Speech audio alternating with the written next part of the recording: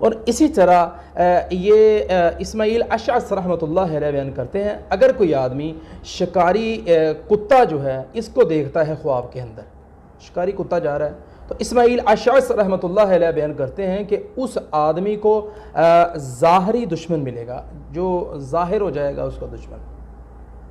اور اسی طرح اگر کسی آدمی نے خواب کے اندر یہ دیکھا، اسماعیل اشعث رحمۃ اللہ علیہ ہی بیان کرتے ہیں کہ خواب کے اندر وہ دیکھتا ہے کہ اس نے شکاری کتے کا گوشت کھایا ہے، تو اس آدمی کو وراثت میں سے حصہ ملے گا۔ اس کی یہ تعبیر بہت اچھی ہے، اس لیے میں نے کہا یہ کتا جو ہے اس کا ذکر اللہ نے قرآن مجید میں کیا ہے، سورہ کہف کے اندر بھی ذکر اس کا آ رہا ہے اور حدیث پاک میں بھی اس کا ذکر آ رہا ہے، وہ مفصل بات ہے اس پر۔